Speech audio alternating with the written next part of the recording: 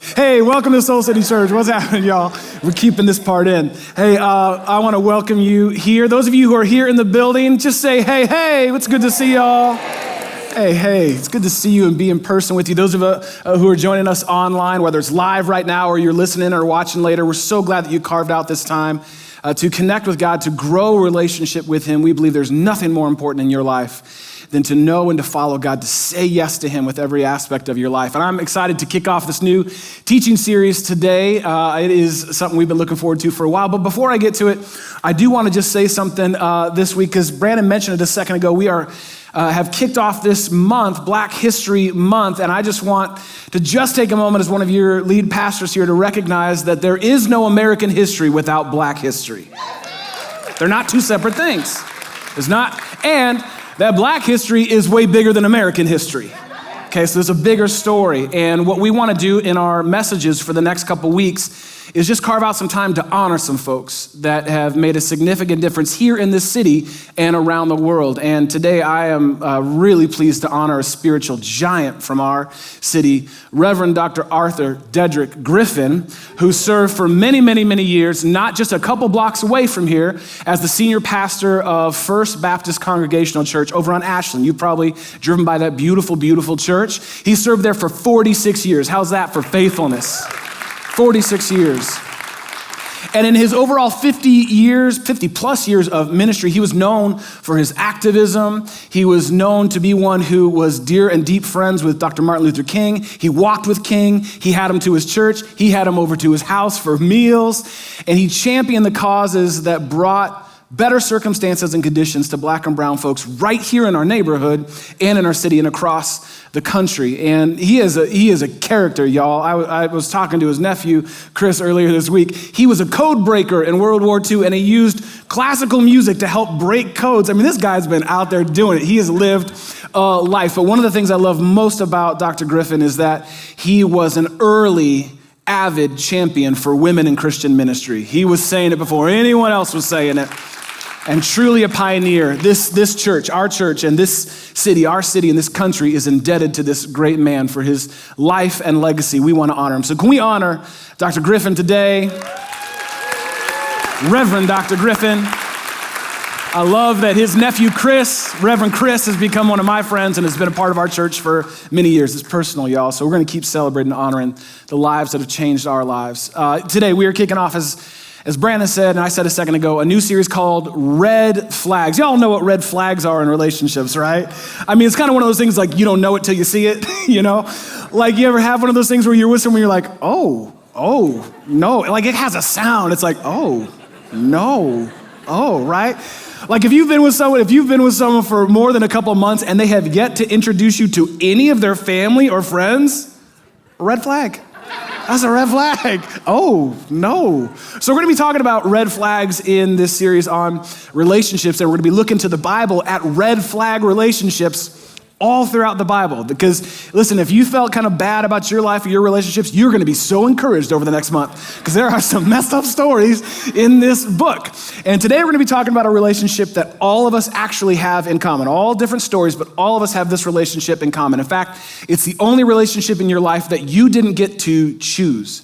In fact, I would contend that it is the one relationship that has the greatest effect on all your other relationships. It's not your relationship with your barber. It's not your relationship with your barista, as sacred as those may be. We're going to talk about the relationship you have with your family. Specifically, we're going to talk about red flags in your family. Yours specifically. We're going to talk about your family today, and we'll bring them all up on screen. We're going to put them up on screen. Listen, anyone who has a family has red flags in their family. Can we just level the playing field here? Anyone who has a family has got some red flags in their family. So what we're going to do is we're going to ask God to help us spot them, to understand how we've got them in our family, and what can we do with them? How can we bring them to God for healing and freedom that He promises for each and every one of us? A second ago, Pastor Brandon had you share one word to describe your family, and I just want to say a word about my family. I love my family.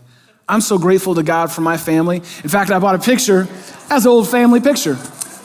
That's actually an old church directory family picture. Some of y'all are old enough to know exactly what that is. That's what that is right there.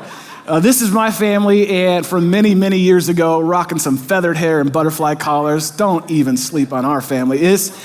I love my family. I'm grateful for each and every person that's a part of my family. And if I had to sum up my family in one word, the word that instantly came to mind for me was stories. Our family loves telling stories, and we got a lot of stories to tell in my family. And we tell the same stories over and over and over again, but they never get old for some reason. They just don't get old. This last week would have been my dad's birthday. It is my dad's birthday, but he's not here to celebrate it with us anymore. And so some members of our family got together on Zoom to do what? To share stories. And we all got to share some stories about my dad. One of the ones that came up that my mom brought up, I've heard 1,000 times, I just cannot believe this is the thing that happened. My dad was a character, y'all. It's a miracle I'm here. That man, listen, one year, he thought it'd be funny for his friend's 40th birthday. He went to a car auction and bought an ambulance, a full functioning ambulance, because why not? If you had a chance to buy an ambulance, why wouldn't you? And so what he did is they kidnapped her for her 40th birthday, put her in the back, strapped her down, and then drove around town with sirens fully blaring on the speaker outside saying, "It's Marty's 40th birthday, everyone," driving all around the San Francisco Bay Area until he got pulled over because come to find out, that's very illegal. You cannot do that, all right? That's just one story. Another story that we just shared that I'd forgotten about, it's been a while since I heard this one, was a long time ago, before I came in the scene, back when my oldest siblings were little, my dad won a beauty salon in a poker game.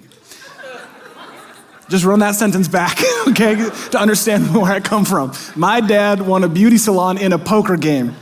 And somehow the little kids, my oldest siblings, had gotten into it and had stolen a bunch of the really nice, expensive wigs that were in there. And my dad didn't know, and they'd gotten them for them and all their friends. And so one day my dad drove home from work, and he sees all these little 5, 6, 7-year-olds riding around on their bikes with bouffant hair and like these gorgeous wigs. All these kids in the neighborhood just wearing wigs. Because why not? Because if you got it, flaunt it, right? So listen, we have a lot of stories in my family to share. And just like your family, there's lots of stories that we tell. And then also, though, there's lots of stories we don't tell, right? And we all got those too. We got those stories that we don't talk about, those relatives that we don't really talk about. You know, the things that I found out years later as an adult that I could actually, after a couple margaritas, get my grandma to spill. But like, I wouldn't know unless she would tell me, because we have all these stories that we just don't talk about, or we don't. Every family has just as many stories as they do secrets. And lots of times the red flags in our families are found in those secrets, those things that we don't talk about, that we don't share. And honestly, they're probably the things we should be talking about. They're the things that we should be naming, the things that we should be bringing to the surface, the things that we should bring to light. There are patterns in each and every one of our families, patterns that have actually played out for generations, struggles that have been a part of your family story for as long as anyone can remember. And so what I want to just maybe have us consider for the next couple moments is simply this question. Does your family history determine your future legacy? Now think about your family and the stories that we tell and the ones that we don't. Does your family history determine your future legacy, the story that will be told of your life or your family one day? In other words, does all that came before, is that all that God has in store for you? Is it just that? Just more of the same? Are the past patterns and sins and struggles that are part of your family history, is that all you got to look forward to in your future? Is that it? Like some sort of inescapable inheritance that impacts every relationship in your life? Or could God have so much more in store for you? Could God have so much more in store for you, for your family, and for your future family? Over the course of this series, as I said, we're going to be looking at relationships in the Bible to help us recognize red flags in our own relationships. And today we're going to look at a family.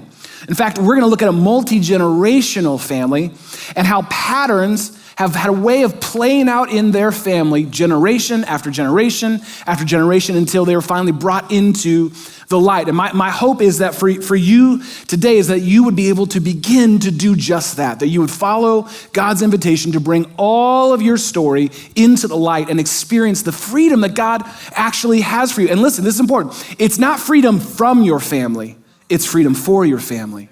That you might actually be the one that brings some freedom to your family. So let's explore what that looks like by diving in together in Genesis chapter 12. Okay, if you have a Bible with you, awesome. Open it, we'll mark you down for extra credit. If not, in this room, there should be a Soul City Bible under your seat or on the armrest. You can turn to Genesis 12, and that's page 9 in the Soul City Bible.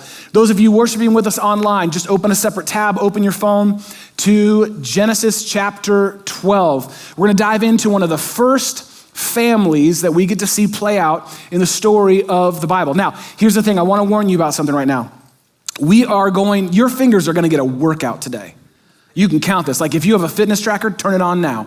Because we're actually going to move through 20 chapters of the book of Genesis and about 300 years of biblical history in the next couple minutes, all right? So just kind of get stretched, do whatever you got to do because we are going to move through it. So let's look at Genesis chapter 12. Let me give you some quick context. At this point in the story, God has come to a man named Abram, and he's given Abram a vision. He's given Abram a promise. He says to him that, Abram, one day you are going to have a family, but not only a family, I'm going to make your family a nation. Out of your family, a nation will be born. My people will come from your family. Now, this is very significant because at this point in Abram and his wife Sarai's story, they were 70 years old, and they had yet to have one kid, which carried a lot of shame in that culture in that day, that they were that old and they had no one to pass on their family to. They're 70. They don't even have one kid. God says, no, I'm not just gonna give you one. I'm gonna give you a nation. I'm so much bigger than anything you can imagine. And if maybe for those of you who grew up around church, you know about this because of that song you sang in church growing up, Father Abraham had many sons. It's a bop. Had many sons, had Father Abraham. Stomp it out. Someone get ready, right? It all comes from right here in Genesis 12, but we don't have time for me to sing the whole song and tell the whole story.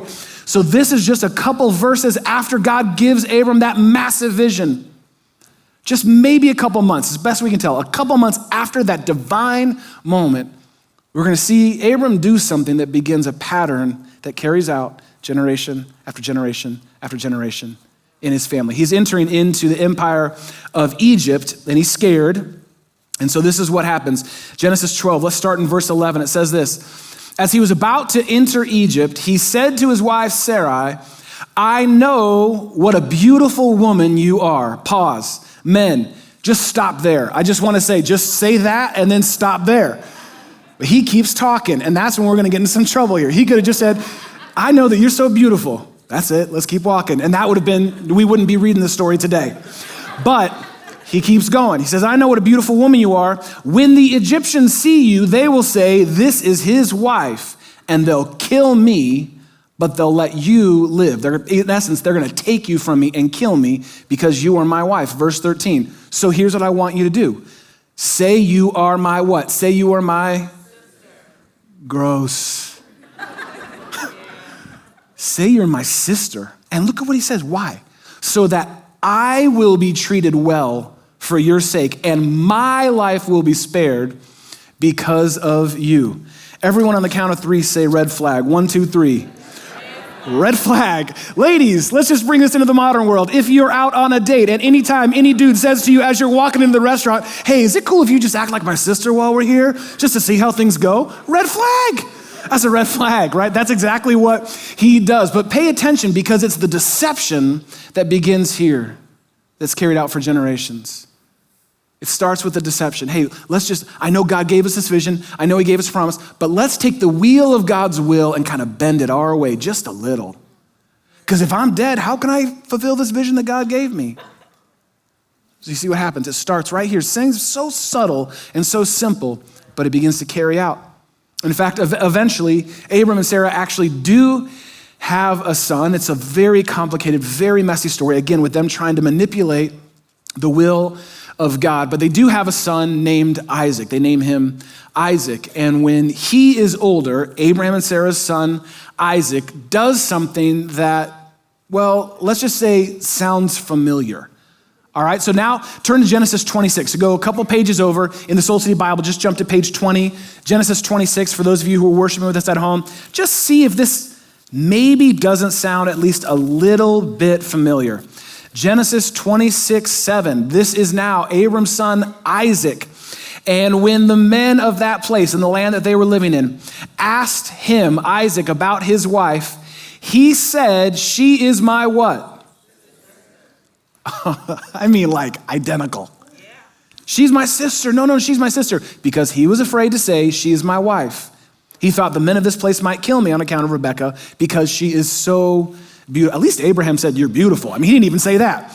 And then he said, you're going to act like my sister, exactly like Abraham did with Sarah. This is just one generation later, we see it play out.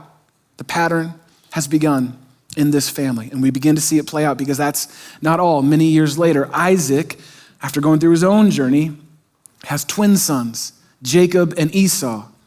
And he is still now carrying the blessing that God gave to Abraham was passed on to Isaac. And now Isaac is going to pass it on to his firstborn son. And his firstborn son among these twins is Esau by like 5 seconds.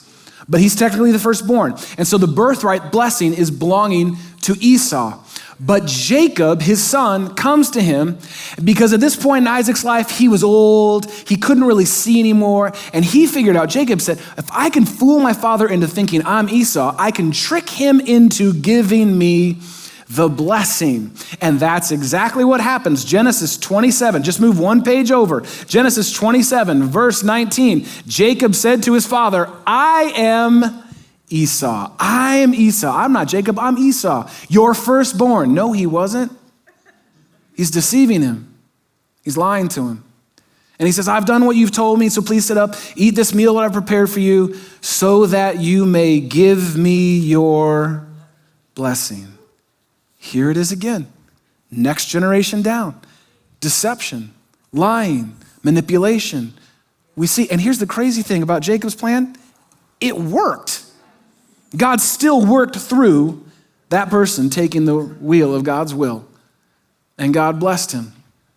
And Jacob went on his own journey, being lied to, having to sit with the consequences of that sin and how that played out in his life. But it wasn't until many years later that we see the pattern continue to play out. Jump to Genesis 37. Go ahead. It's a couple pages more. Genesis 37, page 32 in the Soul City Bible. Jacob is now himself an old man. And at this point in his life, he had 12 sons. That's a lot of sons. And he had 12, that's a lot. You could form your own NBA team with just LeVar Ball ain't got nothing on him because he has 12 sons. But of these 12 sons, he had a favorite. And I know those of you who are parents, I know you don't have a favorite. That's why we're looking at the Bible to see how messed up these people are. But he had a favorite. Jacob had a favorite. And it was his son Joseph. He loved Joseph, and Joseph was special. And so he had treated him differently than he treated the other siblings. And they hated Joseph for it. There was so much jealousy over this special privileged son.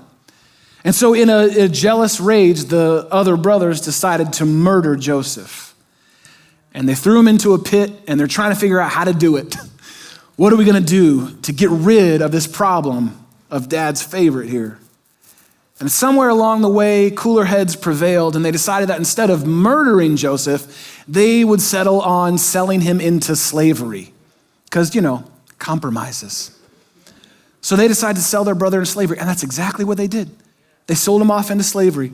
But then you see the pattern play out again. They said, well, how are we going to explain this to our father? We don't even have a receipt. What are we going to do? So they took this special coat, this ornate coat that Jacob had given his son Joseph. And look what they did. Genesis 37, verse 31. They got Joseph's robe, and they slaughtered a goat, and they dipped the robe in the blood, and then they took this ornate robe back to their father and said, we found this. I don't know what happened, but we found this. Examine it to see whether this looks like Joseph's robe. Do you think something could have happened to him? And they lied to their father that, I think Joseph was murdered, when they knew darn well that they had just sold their brother into slavery. There it is again. You see it start with Abraham. And some 4 generations later, deception, self-preservation, manipulation, those same red flags keep playing themselves out generation after generation after generation. Does any of this sound at all familiar to your family? Are there things that you look at in your life right and go, how is this a part of my life? And you've never even stopped to examine where it started generations ago. So why spend all this time, move through some 20 chapters of the book of Genesis, spend all this exhaustive energy walking through this one family's story? Why do all of that? Well, it's to prove one simple point that is true of this family, and it's true of my family, and it's true of your family. The patterns that go unnamed go unchanged. Think about it. No, think about it.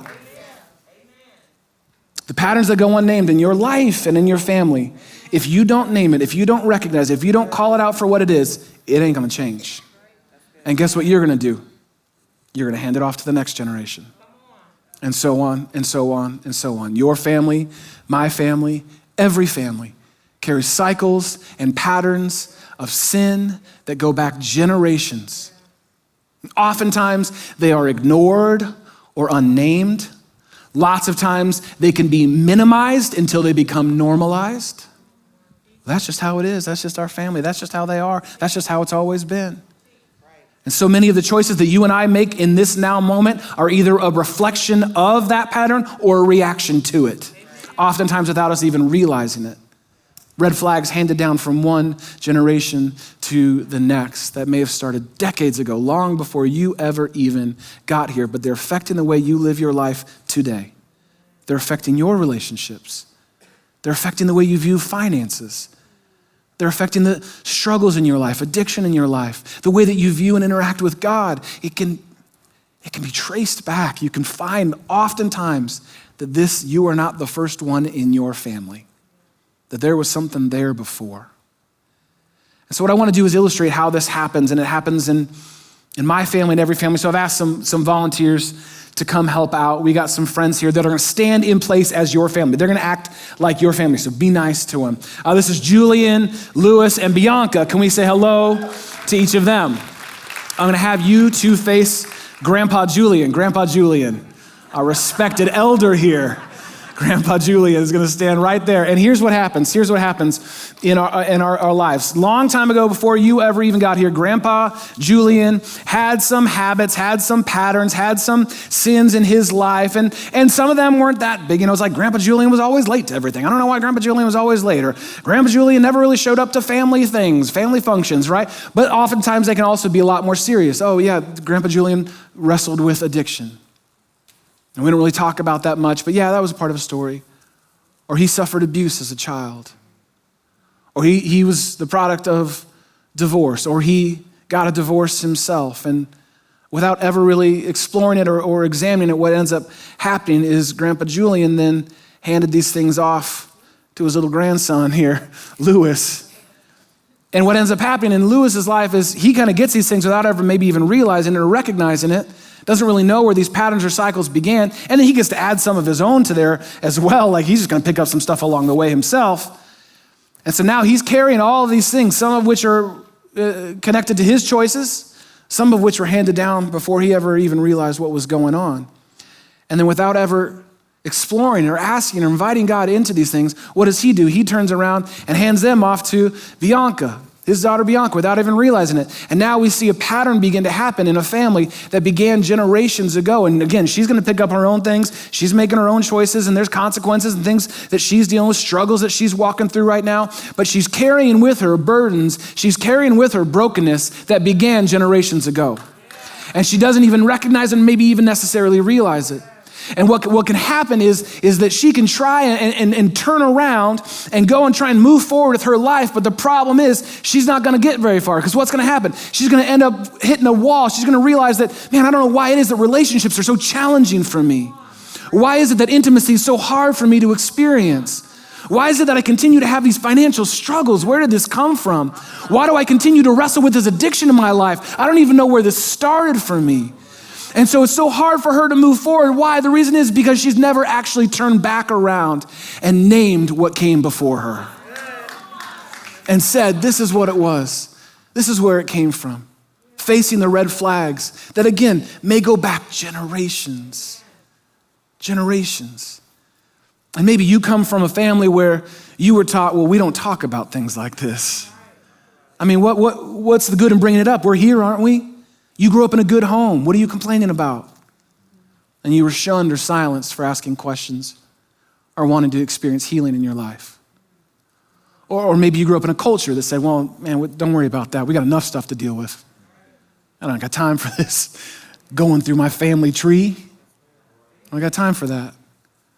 And you know that maybe you grew up in a family where there were just as many secrets as there were stories that you shared and that you told.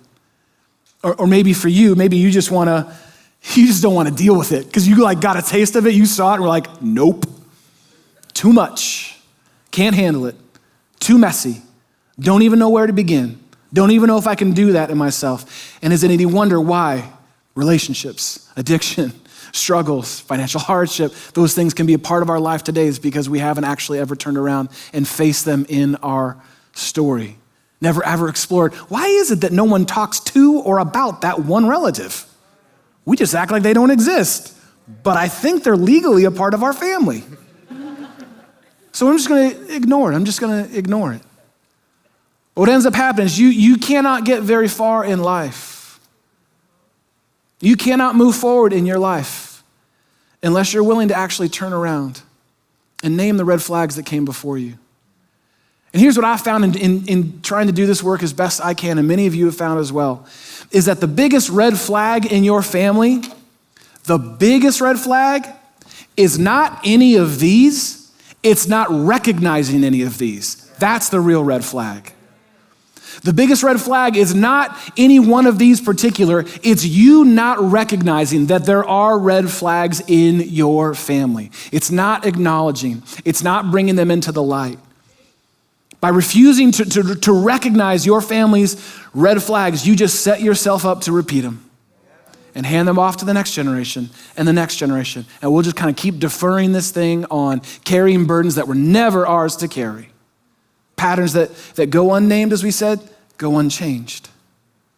And look, we're seeing the same principle play out right now in our country, aren't we? We don't want to have an honest conversation about our history with racism. We don't want to talk about it. And some people are like, why are you even talking about that in church? Talk about Jesus. Do you not see how it's all connected? We're in a moment right now where we're refusing to face our past. And anyone that threatens to actually explore or examine that honestly, so no, you can't talk about that. That might make me feel uncomfortable. No, you can't have that book in school because it might actually show you the truth of who we really were, who we really are, and who we possibly could be. But no, don't turn around. Don't turn around. You see how it plays out? It plays out in nations, it plays out in families. It plays out in my life, it plays out in your life. We have to turn around so that you can move forward. So that by God's grace, you can look back at the patterns in your life, the patterns in your family. You can look back at that brokenness and say, I'm going to break free. By God's grace, I will break free from this. And so I'm gonna have the courage to say, there's divorce in my family. I'm gonna recognize it. There's addiction in my family. I'm gonna name it as such. There's abuse in my family. There's financial struggle in my family. There's depression in my family. There's suicide in my family. There's shame in my family. I'm gonna name these things. And God, by your Spirit, it ends with me. It ends with me. I'm not gonna hand these off to another generation. God, by your grace, by your power, by your Spirit, I can't get there on my own, but God, you can. And if I'm ever gonna have a breakthrough in my life, I have to name the brokenness that came before me so that I don't carry it on to the next generation. Can we thank these folks who stood in as your family today? Thank you. Listen, this is critical spiritual work. It is. We see what happens in a family when they refuse to do it. You see it play out. And there's other families we could walk through in the Bible too. You see it play out. And again, the encouraging thing is, what's so crazy is that even Jesus' family had brokenness, his earthly family. And the even crazier thing is, all these folks we just read about, that's who Jesus came from. They're his people. So there's hope. There's hope. There's hope for you. And I've tried as best I can to spend the last, 2 decades of my life, as best I can, to do this kind of work. I want to do this kind of work. And I've sought the help of of counselors, and I've sought the help of therapists and spiritual directors, asking God to help me see what came before me so that I can be free from it. And over the years, I've done all kinds of things, from therapy to genograms, where I kind of map out all of just the facts of my family, just kind of map it out so I can see it honestly, to therapy-based role playing, where I have people actually act as different members of my family. I'm like, God, whatever tool you got, whatever thing you want me to do so that I can be free, this work is worth it. Yeah. Prayers of releasing, prayers of forgiveness, prayers of breaking bondages in my family. And I want to be really clear. It's not because my family is so messed up. I told you in the beginning, I love my family. My mom's watching right now. She's so nervous right now. I'm not going to say any specifics, Mom. I love you. I'm not going to name names. I just want to be free. I want to be free. Don't you? I want to see. I want to be honest. I want to have compassion for my family. I want to be free. And I had to learn a long time ago, as I began to do this work and dig into the red flags in my own family, I had to learn a long time ago that honesty is not dishonoring. And some of y'all came from a family that's like, no, if you bring that up, no, you aren't loyal to us. No, red flag. Honesty is not dishonoring. And I don't do this work and ask God to bring liberation and freedom, not from my family, but for my family. I don't do this work so that I can stand as a victim and say, well, look, I had no other choice. I mean, Grandpa, if he wouldn't have done this, and my aunt hadn't done this, I can't help I'm not a victim. I stand victorious in Jesus Christ. That's who I am. And I don't see them as the villain. They're not the bad guys. They're people who were carrying their own burdens and maybe didn't know or didn't have the tools to bring that to the light. I don't stand in judgment of them. I don't blame them. I love them. And I want to be free, don't you? I want to be able to see them clearly and understand them better and love them and accept them and forgive them so that they can be free. That's the work, that's the work, that's the work, that's the work. If I got to work my way through my whole family tree, I'll do it. Because the work is worth it. You're worth it. Your family is worth you doing this work. And by God's grace, my hope is that you can say, it ends with me. It ends in this generation. By God, by your grace, your power, your spirit, it ends here. That's my hope and my prayer for you, that you would truly be free, that you would truly be free.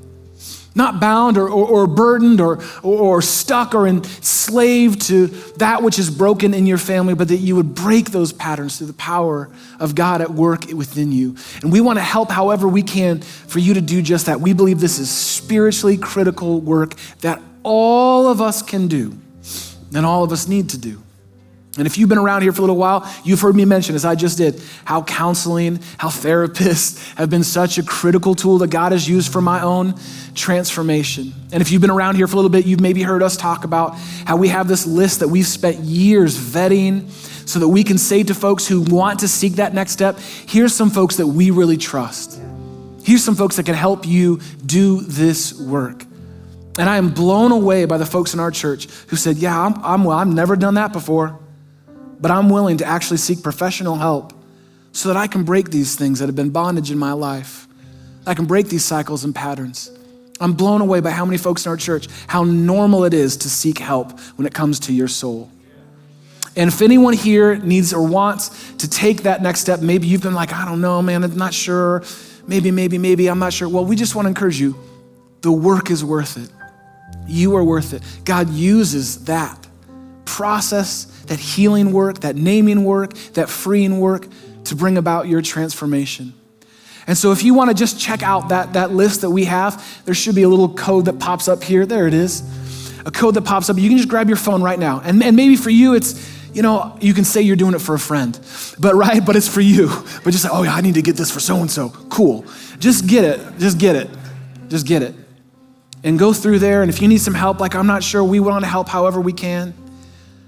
Two of the therapists on there have been therapists of mine. I'm just telling you, the work is worth it. Your freedom is worth it. This is what Jesus came to do, is to set you free. This is what he did at the cross. That work is done. This is what he's doing in this now moment. He wants to set you free. He made you to be free. Again, not free from your family, but free for your family, so that you can love them more wholly and completely like God loves them and like he loves you. Free for your future family, so that you don't have to hand these things down one more generation, to see them and love them just like God loves you. Listen, no family, not mine, not yours, no family is perfect. Every family is both beautiful and broken. They just are. No family is just one or the other. Every family is beautiful and broken, which means every family needs to be held with both grief and gratitude. Grief and gratitude. And God has formed your soul in such a way to hold both for your family. He made you in such a way that you don't have to no longer be held back or held down by the red flags in your family. Because listen, here's the last thing I want you to get, and then I'm done here today. Listen, you can't choose your family, but you can choose freedom today. You didn't get a vote in your family. You just kind of came into it, but you can choose freedom today. Jesus, I want to be free, the freedom that you offer. I didn't get to choose that, but I'm choosing this. I want to be free. Free from those patterns and those cycles, free to love, free to forgive, free to move forward in faith, free to see, free to name, free to be all of who you created me to be. That is the promise of Jesus. Found in Galatians 5:1, he says it's for freedom that Christ has set you free. That's the point of all of this, for freedom, that he did what he did so that you can experience freedom today, so that you don't have to actually be bound anymore by those chains of slavery. That you can actually stand firm and move forward with God because of the freedom that he offers you today. That freedom is yours today. Just say, yes, Jesus, yes, I want that freedom. That's what God designed you for. That's what he desires for you. And it can be yours. You can begin to experience today. And I just want to say this word. It's the last thing. I said the last thing like 5 times. This is the real last thing.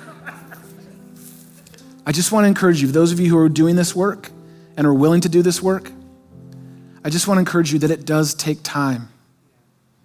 This healing, this freeing.